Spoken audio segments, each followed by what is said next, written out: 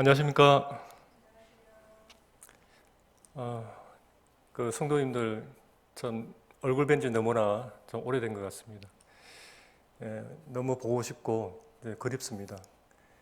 예배를 함께 드리지 못하면서 느끼는 게 참 기도도 달라지고 또 찬송가도 바뀌더라고요. 오늘은 주 예수보다 더 귀한 것은 없네. 또 이런 찬양을 부르면서 또 교회를 생각하고 또 주님을 생각하는 그런 귀한 예배의 시간을 가졌습니다. 오늘 말씀의 제목은 흩어진 나그네의 소망이라는 제목으로 말씀을 드리겠습니다. 최근에 이전에 생각지 못했는데 이 전염병의 그 심각성을 느끼면서 전 세계를 덮친 이 코로나 바이러스의 그 재앙을 통해서 요즘 생각되는 것이 주님 오심이 참으로 가까웠다는 그런 생각이 들었습니다. 성경대로 진짜 마지막 때가 있다는 것을 상기시키기 위한 그러한 신호라는 생각이 들었습니다. 얼마 전에 최문수 형제님께서 기도 제목을 보내셨는데 그쪽 사항을 말씀하시더라고요. 모든 국민들이 출국을 하지 못하도록 금지령을 내리고 또 35개의 국경 도로를 폐쇄하고 그리고 집회마다 법률로 금지시키고 국가 재난 선포를 했다는 그런 기도 제목을 받습니다. 전 세계에 덮친 이 재앙 앞에 참 우리는 어떻게 준비를 하며 살아야 될까요? 지금 전 세계는 국가 비상 사태를 선포하면서 정말 완전 패닉 상태에 빠져 있는 그런 모습을 봅니다. 주님의 재림의 징조 중에, 징조는 사인이잖아요. 사인 중에 전염병을 말씀하고 있습니다. 누가복음 21장 11절에 보면 곳곳에 큰 지진과 기근과 전염병이 있겠고 또 무서운 일과 하늘로부터 큰 징조들이 있으리라. 주님 오심이 코앞에 바로 와 있다는 그런 생각이 들었습니다. 말씀대로 휴고 사건이 일어날 수 있겠구나. 제가 지금 이 설교 도중에 사라지면 공중에서 만날 수도 있다는 그런 생각이 들었습니다. 어쩌면 이런 어려운 사태가 주님의 재림을 준비하라는 그러한 신호가 아닐까 그런 생각이 듭니다. 전 세계를 덮친 이 재앙 앞에 우리는 그러면 어떻게 준비해야 될까요? 전염병 예방을 위해서 준비를 해야 되겠죠. 그런데 그보다 더 중요한 준비가 있습니다.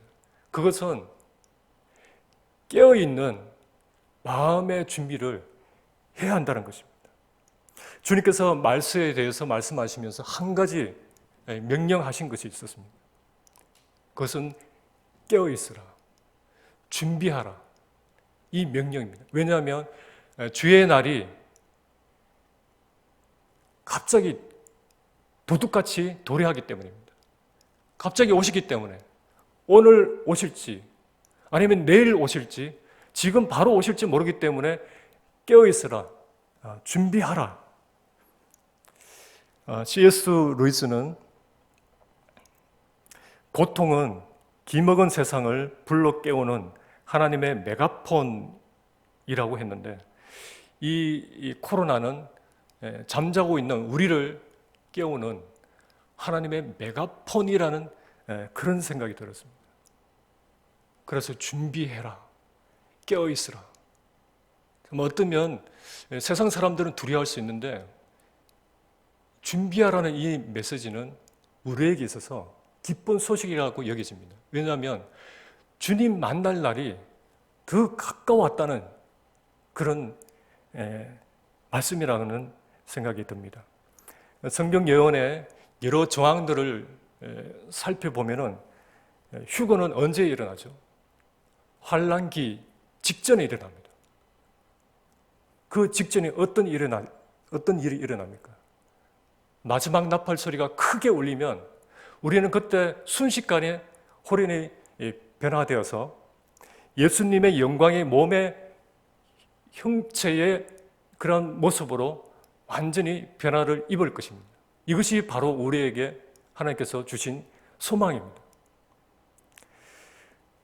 형제자매님, 성경에서 말하는 진정한 소망은 무엇일까요? 성도의 죽는 것도 아닙니다. 이 세상이 좋아지고 이 세상이 살기 좋아지는 것도 아닙니다. 성경에서 말하는 참된 소망은 주님의 재림입니다. 사도들은 동일하게 한 목소리로 이 소망에 대해서 이런 말을 합니다. 베드로전서 1장에서 베드로는 산 소망을 말하면서 주님의 재림과 함께 찬송하고 있습니다. 그리고 디도서 1장에서도 사도 바울은 복스러운 소망이라고 말하면서 주님의 재림을 말하고 있습니다. 그리고 요한 1서 3장에서도 사도 요한은 주를 향한 소망이라고 말하면서 주님의 재림과 함께 말하고 있습니다.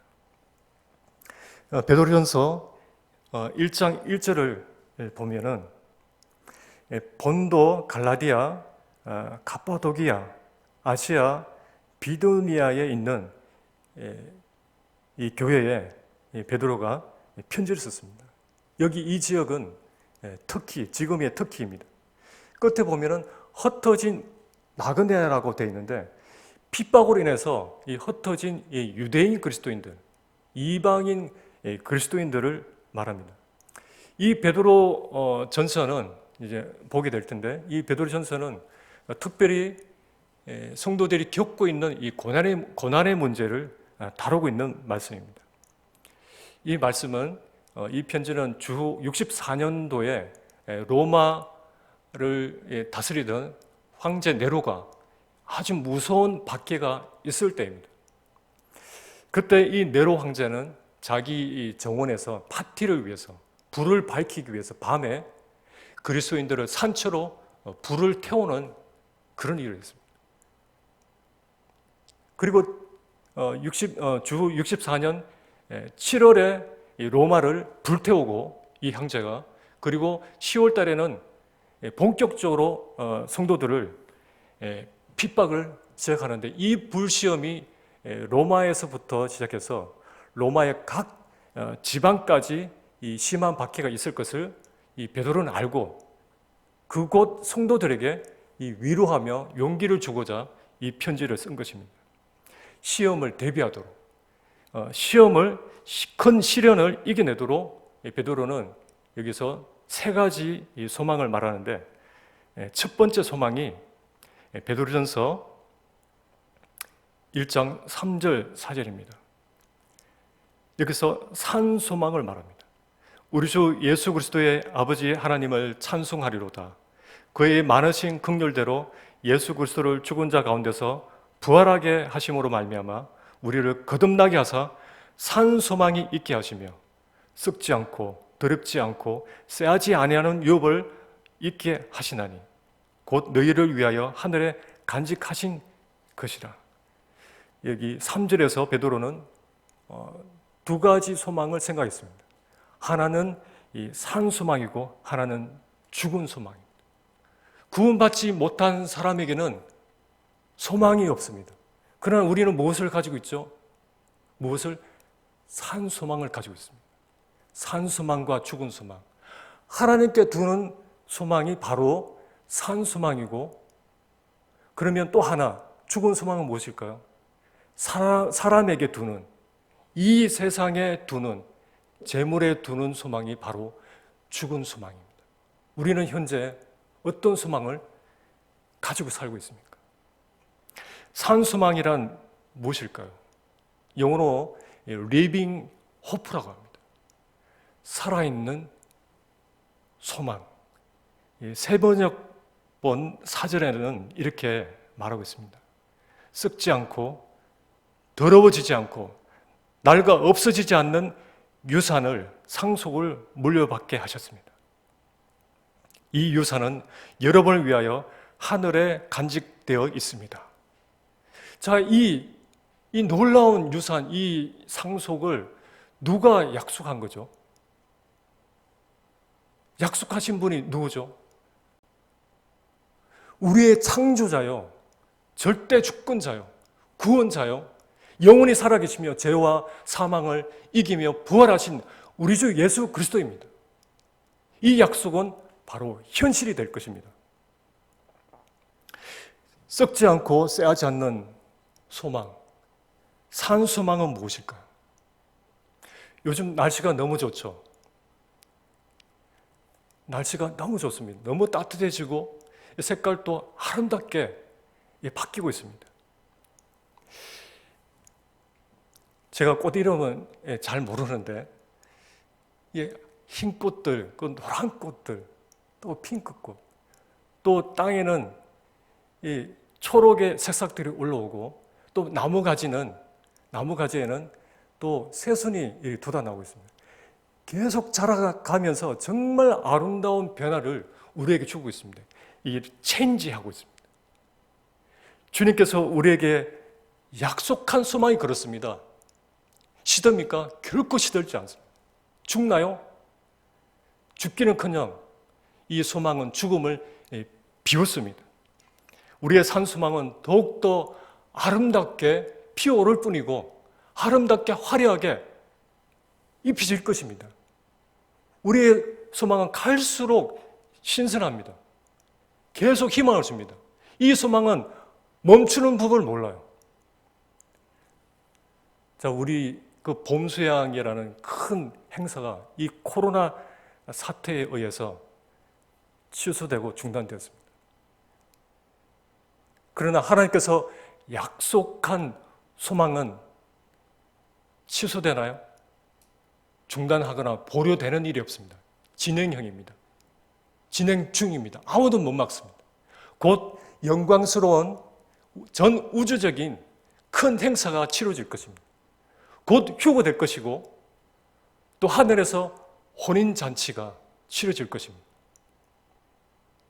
그리고 주님과 함께 천년 통치가 이루어질 것입니다. 이것을 믿는 것이 산소망입니다. 초대교회 성도들은 집도 잃고 자유도 빼앗기고 또 가족도 잃고 다 빼앗겼지만 결코 빼앗지 않은 것이 하나 있습니다. 그것은 산소망을 소유한 자의 기쁨입니다. 만약 우리가 처한 상황이 이유가 어떻든 아직까지도 기쁨과 이 평강을 누리지 못하고 있다면 아직까지 그 사람은 이 산소망을 모르거나 그에게 없거나 믿지 않기 때문일 것입니다. 두 번째 소망은 안전한 소망입니다. 5절 보시면요. 너희는 말세에 나타내기로 예비하신 구원을 얻기 위하여 믿음으로 말미암아 하나님의 능력으로 보호하심을 받았느니라. 우리가 받을 상속 유산이 어디 있다고요? 아무도 침범할 수 없는 하늘에 간직되어 있는데 그것을 받는 순간까지 우리 하나님 아버지께서 우리를 직접 보디가드 하신다는 것입니다. 얼마나 안전합니까? 우리 구원이 영원토록 안전하다라는 말은 우리들의 믿음의 근거에서 안전한가요? 그것이 아니죠. 그 근거는 어디입니까? 하나님의 능력과 그분의 신실하심에 근거한 것입니다.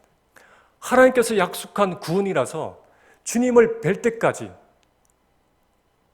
천국에 안착할 때까지 매일매일 지속적으로 하나님의 능력을 받는 그런 안전한 소망입니다.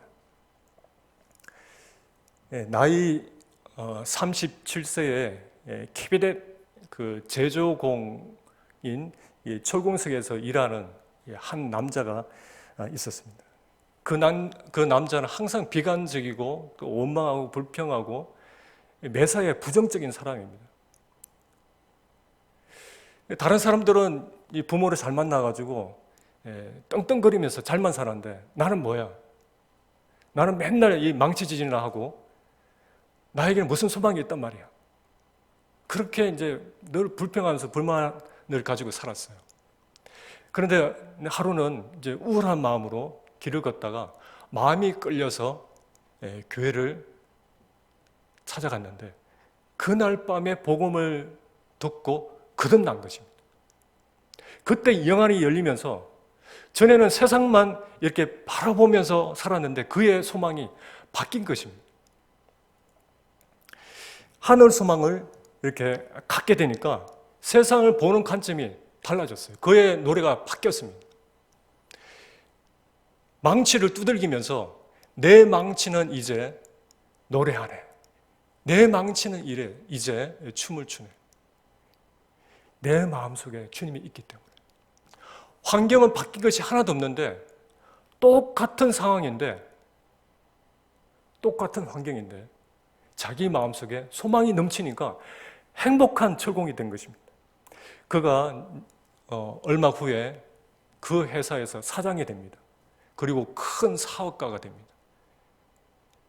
그리고 그의 나이 55세 때가 되었을 때 하나님 은혜를 어떻게 보답할까 생각하다가 곰곰이 생각하다가 그의 전 재산을 교회 건축에 다 드리면서 그날 찬송시를 하나 지었는데 우리가 다 아는 찬송입니다. 그 찬송가는 이 몸의 소망 무엔가 우리 주 예수뿐일세. 아시죠? 4절에는 바르던 천국 올라가 하나님 앞에 배울 때 구주의 의를 힘입어 어여치 바로 서리라. 안전하게 인도하실 거라는 약속이죠. 어여치 바로 서게 될 거라는 것입니다. 어느 분이 이런 말을 했습니다. 하나님이 우리를 이 날카로운 돌투성이가 있는 날카로운 이 자갈밭이 있는 그곳으로 우리를 내보내신다면 그분은 우리에게 튼튼한 신발을 제공해 주실 것이다. 이것은 무슨 말이죠? 우리를 보호하신다는 것입니다. 이스라엘 백성 40년 광야 생활 속에서 하나님께서 자기 백성들에게 그렇게 하셨습니다. 그 40년 동안 그 백성들의 신발이 단 한 번도 헤어진 적이 없었습니다. 만약 자기 자식 중에 한 아이가 고통 가운데 끙끙 앓으면서 큰 병에 걸려서 고통 가운데 있다면 부모의 마음은 어떨까요? 아프기 전과는 부모의 마음이 완전히 달라질 것입니다. 이전에 없던 강렬한 사랑으로 그 자식을 사랑할 것입니다. 당장 휴가를 내서라도 아니 직장을 그만두서라도 그 자기 자식과 함께 할 것입니다. 왜냐하면 자기 자식이 고통 가운데 신음하고 있기 때문에 특별히 함께 하는 것입니다. 그렇듯이 주님께서 지금까지 우리를 그렇게 사랑해 오셨습니다. 만약 우리가 시련 가운데 있다면 주님은 이전과 다르게 더 가까이에 그리고 눈을 떼지 않고 결코 떠나지 않을 것이고 그 어느 때보다도 보배롭게 여기면서 우리와 함께 하실 것입니다. 함께 하시면서 우리를 사랑한다는 것을 분명히 보여주실 것입니다. 그리고 세 번째 소망, 큰 기쁨의 소망입니다. 6절, 7절에 그러므로 너희가 이제 여러 가지 시험으로 말미암아 잠깐 근심하게 되지 않을 수 없으나 오히려 크게 기뻐하는도다. 너희 믿음의 확실함은 불로 연단하여 없어질 것보다 더 귀하여 예수 그리스도께서 나타나실 때에 칭찬과 영광과 존귀를 얻게 할 것이니라. 여기 이 베드로전서의 독자들은 극심한 어려움과 박해를 받았던 성도들인데 그 극한 그 박해를 받았던 성도들에게 이 베드로의 위로는 좀 이상합니다. 뭐라고 위로를 합니까? 오히려 크게 기뻐하라. 12절 13절을 보시면 사랑하는 자들아 너희를 연단하려고 오는 불시험을 이상한 일 당하는 것 같이 이상히 여기지 말고 오히려 너희가 그리스도의 고난에 참여하는 것으로 즐거워하라. 이는 왜냐하면 그의 영광을 나타내실 때에 너희로 즐거워하고 기뻐하게 하려 함이라. 자, 우리는 어떻습니까? 점점 상황은 이제 어려워지면, 굉장히 어려워지면 기분이 좋지 않습니다. 이런 기분이 계속 누적이 되면 우울증이 옵니다. 그런데 주님은 뭐라고 하시죠? 오히려 기뻐하라. 그것도 아주 많이 기뻐하라고 말씀하고 있습니다. 왜냐하면 장래에 큰 소망이 있기 때문에. 7절에 믿음의 확실함이라는 말씀이 있죠. 예전 그 한글 개역 성경에는 믿음의 시련으로 되어 있습니다. 이것이 원어와 더 가깝습니다. 그래서 믿음의 시험, 성인, 믿음의 입증이라는 말입니다. 그렇습니다. 우리가 어려울 때일수록 바로 크게 기뻐할 때입니다. 왜냐하면 주님을 만날 때 그때 더욱 기뻐하고 즐거워하기 위해서. 세상 사람들은 전혀 알지 못하는 소망이 우리에게 있잖아요. 또한 우리가 가진 이 소망을 가지고 믿음을 입증할 때입니다. 우리가 얼마나 주님을 사랑하는지 증명할 때입니다. 아브라함도 그랬죠. 다니엘도 그랬습니다. 다니엘이 자기 앞에 그 큰 고난이, 큰 시련이 닥칠 것을 알고도 그 전에 하던 대로 하나님을 경외함으로 자기의 믿음을 입증했습니다. 마지막으로 한 가지 얘기를 하고 마치겠습니다. 설교의 대가 스펄전 목사님 아시죠? 그에게 어떤 여성도가 찾아왔습니다. 목사님, 저에게는 어떤 소망도 어떤 기쁨도 없습니다. 저는 사람들 앞에 성도라는 것이 너무 위선적인 것 같습니다. 그 말을 들은 목사님이 소망이 없어요? 소망이 없으면 교회에 나오지 마십시오. 그 여성도가 안 됩니다. 저는 안 그래도 소망이 없는 것 같아서 너무나 불안한데 교회를 떠나서는 저는 살 수가 없습니다. 그 말을 들은 스펄전은 자기 주머니에서 지폐 한 장을 꺼내면서 그렇다면 당신 그 남아있는 소망 나에게 파십시오. 그리고 이제부터 교회에 나오지 마십시오. 그 여성도는 화를 내면서 안 됩니다. 수백만 달러를 줘도 결코 절대 팔 수 없는 소망입니다. 이 대답을 들은 스펄전은 말하기를 그렇습니다. 맞습니다. 지금 당신은 수백만 달러를 줘도 팔 수 없는, 결코 팔 수 없는 소망을 가지고 있습니다. 그런데 왜 소망이 없다고 생각하십니까? 형제자매님, 그렇습니다. 우리에게는 수천만 달러, 수억만 달러를 줘도 결코 팔 수 없는 소망, 산 소망과 안전한 소망과 그리고 큰 기쁨의 소망을 가지고 있습니다. 그 어떤 그 가난, 어떤 핍박, 어떤 죽음도 우리가 가진 이 소망을 빼앗지 못합니다. 이 소망은 곧 이루어집니다. 우리는 이 땅의 나그네입니다. 지금 우리가 흩어진 나그네이죠. 그렇지 않습니까? 우리가 있을 곳은 여기 이 땅이 아닙니다. 우리가 있을 곳은 어디입니까? 하늘입니다. 위를 바라보면서 살아야 됩니다. 주님 오십니다. 오늘 주님이, 사랑하는 우리 주님이 오실 것처럼 매일 기뻐하면서 감사하면서 함께 주님을 변함없이 선교하기를 원합니다. 기도하고 마치겠습니다.